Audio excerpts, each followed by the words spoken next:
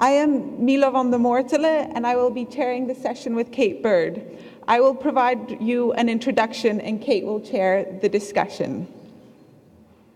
The aim of this roundtable is to discuss lessons relating to growth and equity from Brazil, China, India, and South Africa on their ability or inability of reconciling growth and equity. Each speaker will spend about 7 minutes highlighting the key factors behind their respective countries' ability to reconcile growth and equity. They are based on brief reports that we asked them to write, which are available on the conference website. So if you want to go into more depth, you can access them there.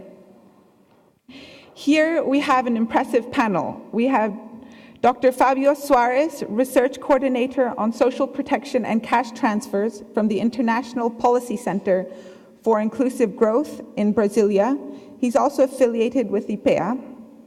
Professor Andries DuToit, Director of the Institute for Poverty, Land and Agrarian Studies, and a professor at the University of the Western Cape. We have Manfred Haebig, the Director of the Private Sector Development Group at GIZ in India, and Dr. Minquan Liu, a Senior Research Fellow at the ADBI.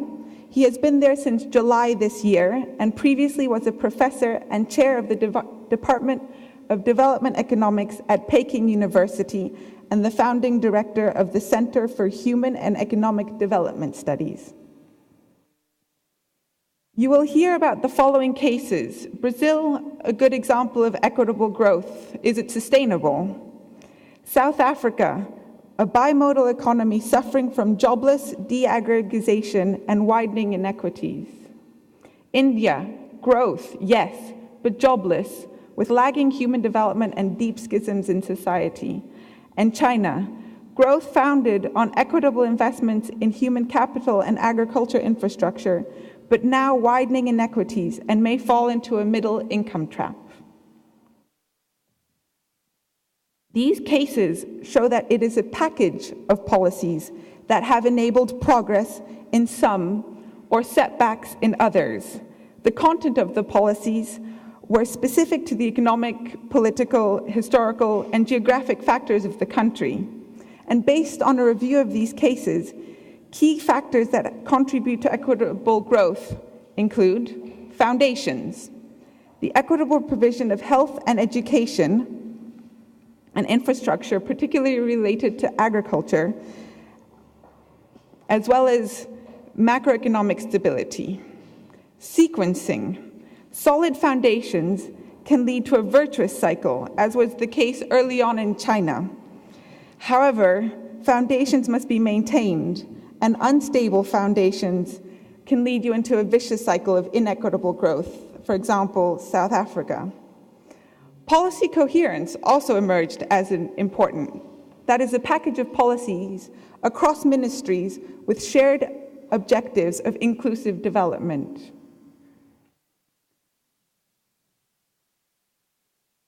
And also, structural changes tend to happen slowly. Policy continuity, or policies maintained through election cycles, ensured that momentum was maintained on social protection programs in Brazil, for example. Also, a virtuous demand cycle between the internal and external demand is key. In the event of external demand being reduced, national demand can step up. Social protection has contributed to equitable growth for formal and informal sectors, and that complements rather than replaces incomes, as was the example in Brazil. And broad-based job creation that increases labor income have also been key for enabling equitable growth. Key challenges to equitable growth emerge from these case studies as well.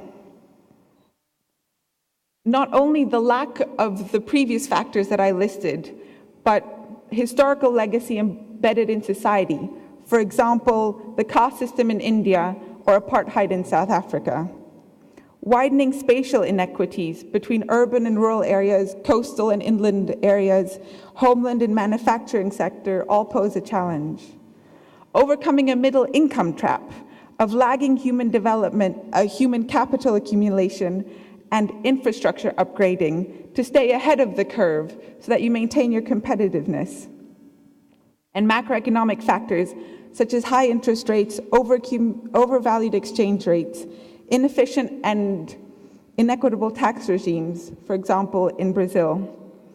I will now hand over to Kate to lead the discussion on these 4 countries.